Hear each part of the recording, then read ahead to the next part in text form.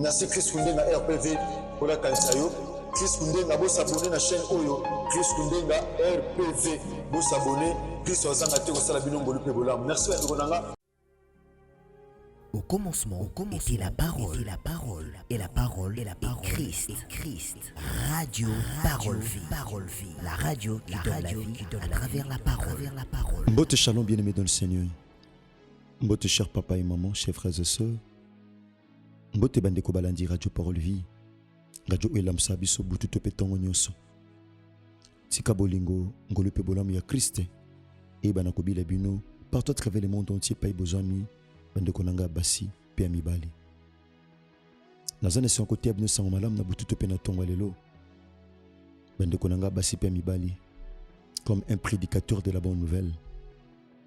Non dit été bien-aimé dans le Seigneur. Message où ya tongo lelo. Ils allaient solution pour nos problèmes na yo. Ils allaient réponse ya nzambe pour nos questions na yo. Puis ils allaient victoire pour nos bitumba na yo. La Bible dit na passe na bango babeli la ki Yahweh. Kola yokaki atinda imbongo te atinda ki manduki te ni bilia na kola atinda ki liloba pamba te nyonso toza nango posa awa na se na tango eza na kati ya liloba na nzambe. Voilà pourquoi la Bible dit nzambe otondimela Yesu Masiya Nazareth yende liloba oyo elata nzoto tika ngolu bolingo pe bolamu ya Kristo ebana kobila bino. Cher bien-aimé dans le Seigneur, tosambeli bien-aimé kolo topesi yo merci. Il est écrit, c'est poussé par ton Esprit Saint, Seigneur, que les hommes ont parlé de ta part. Seigneur, nous voulons parler de ta part. Nous le santo. Pesa bisomaye les bonnes pe bososoli. Pour te tea, il obana otata ko lantama pensée tope volonté na yo. Na ramener toute pensée captive na obéissance le bana ya kolo. Na kombo na Yesu Masiya Nazareth nde kolo to sambeli. Petolobi. Amen. Merci bandeko nanga basi pe mibali au besoin mi partout à travers le monde entier. Tika Yesu Masiya Nazareth, le Dieu vivant et véritable, le seul Dieu suprême, celui qui est passé de la mort à la vie, à Salabino Ngolu puis à Salabino Bolam. Oui, c'est vrai, tous en dirait qu'il y a Afrique du Sud, il y a Cape Town. Bien-aimé natina musala munene to sala na tata lobby.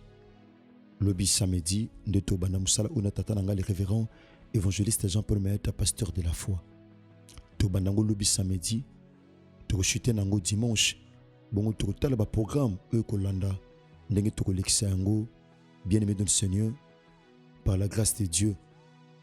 Bien-aimé tous béni à cause de la foi deuxième édition à Afrique du Sud.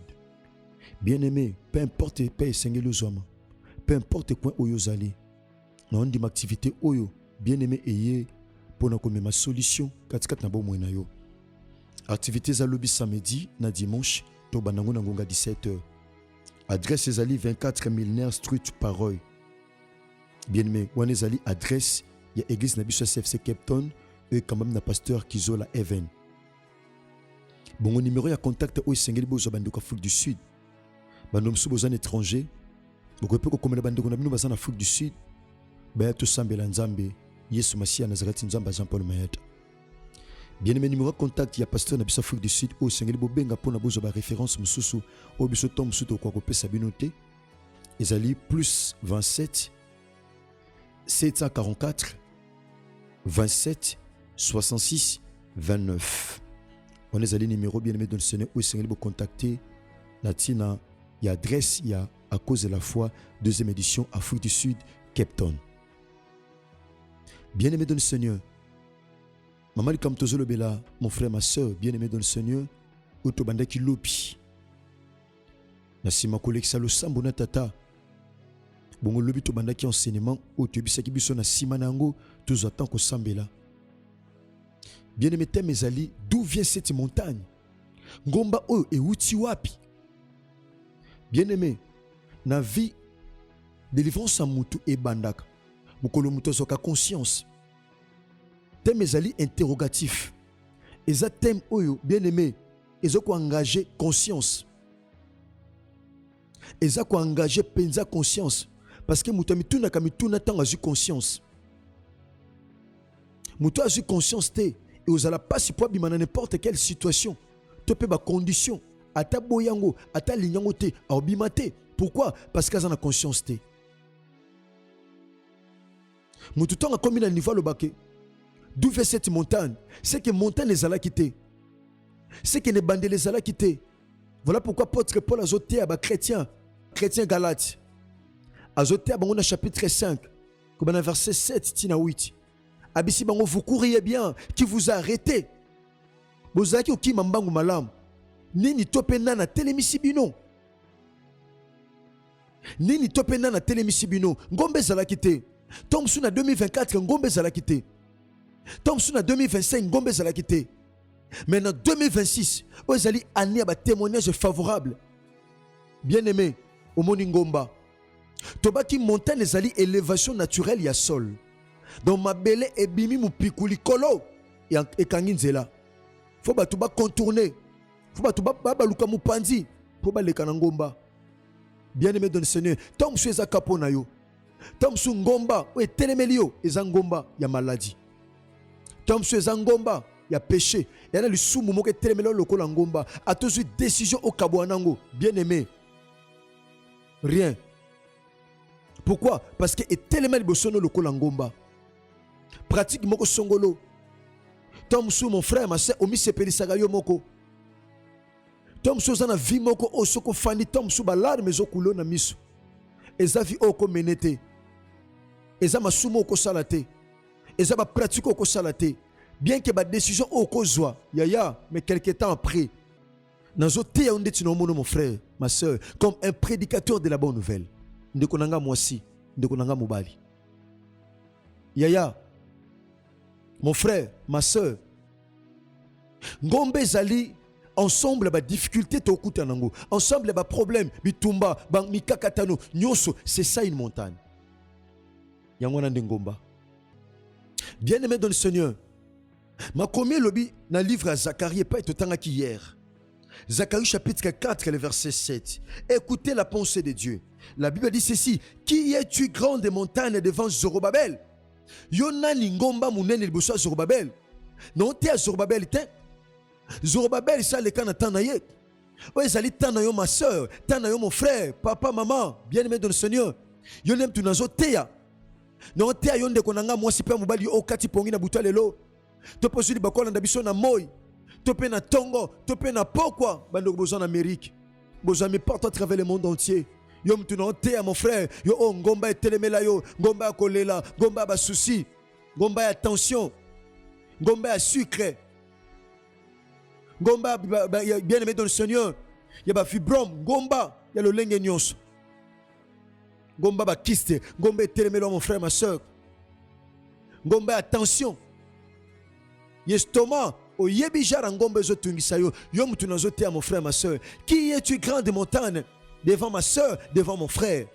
Ma comme lobi, tu seras aplani. Bien aimé pour ngomba ezala plani. Yaya, eza makambo sengelo sal.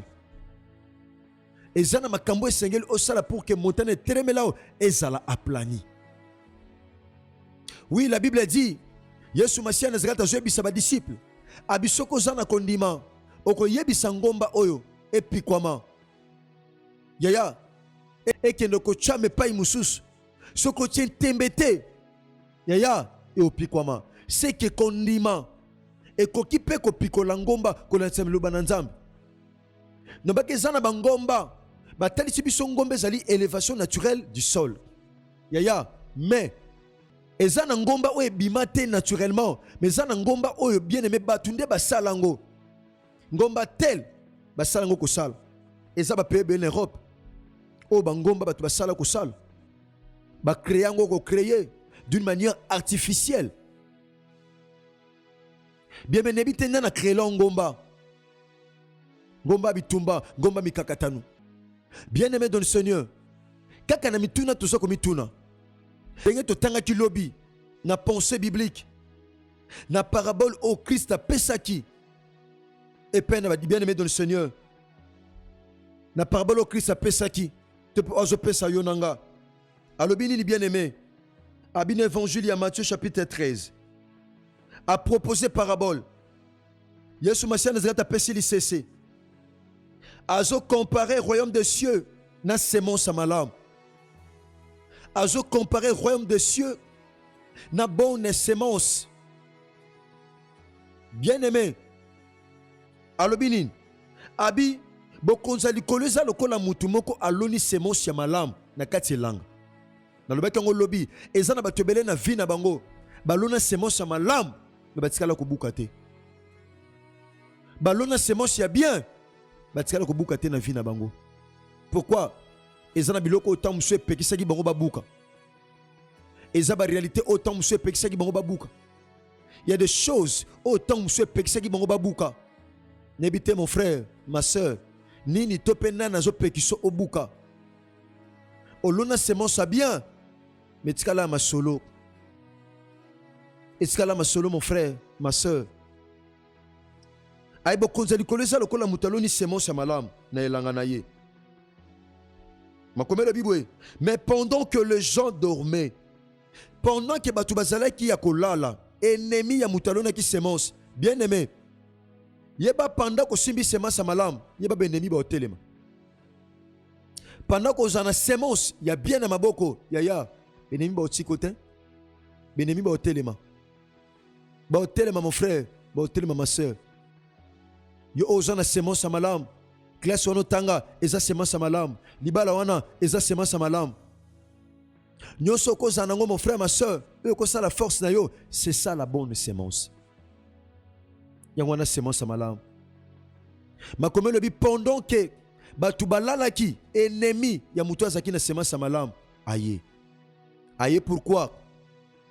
Aye na objectif asalanine. La Bible dit son ennemi vint, s'aima de livrer parmi les blés et s'en alla. Aye aloni ivré. Ivré zali matiti yamabe.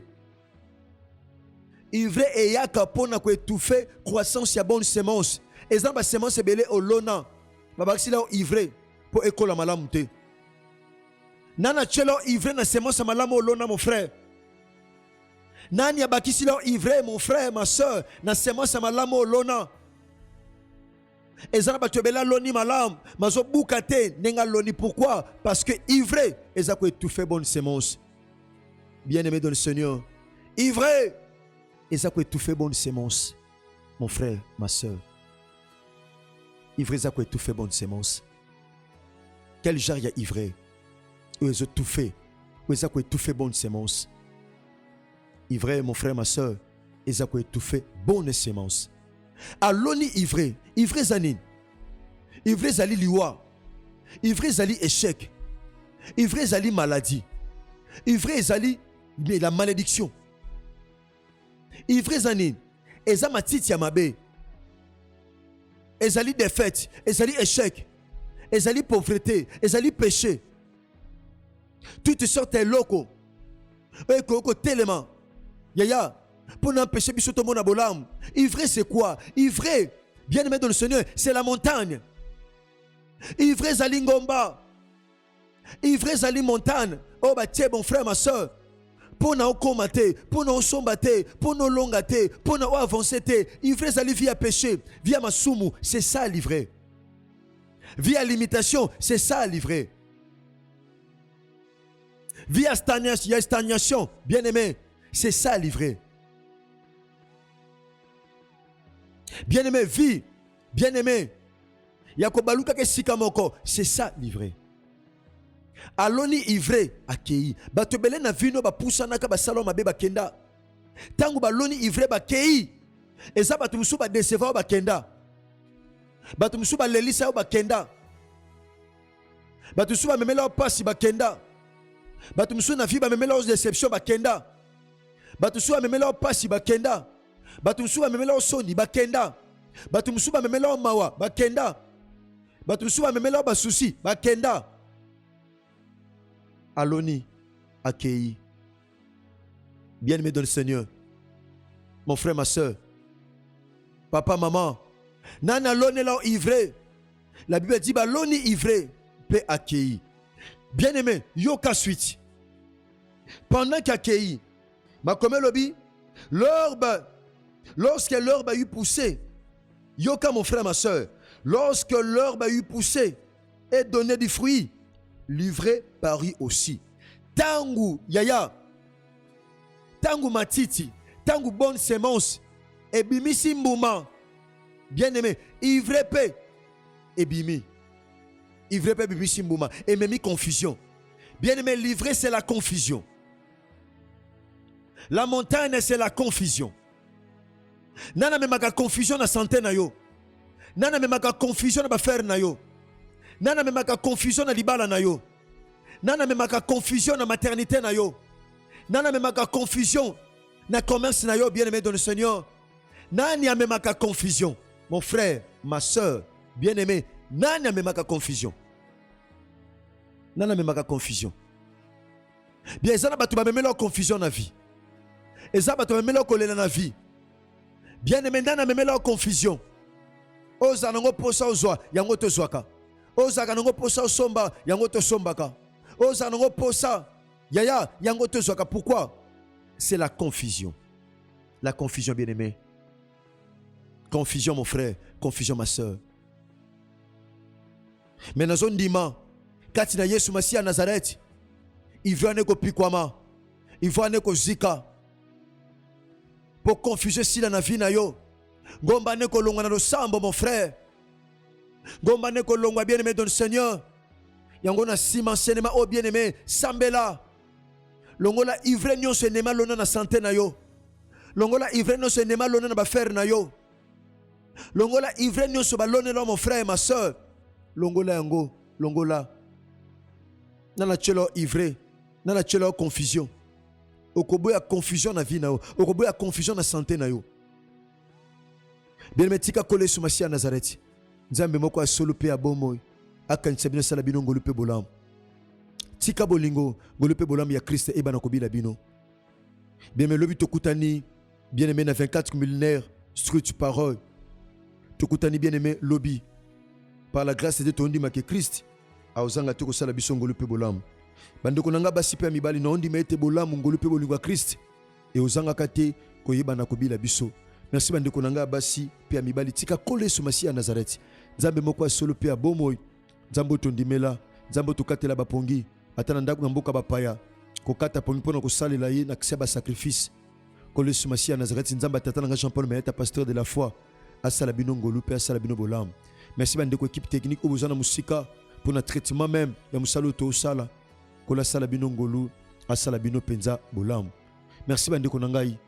So lingo kota na groupe ya WhatsApp, bien aimé, comme la biso na numéro oyo, plus 743 89 75 70 917.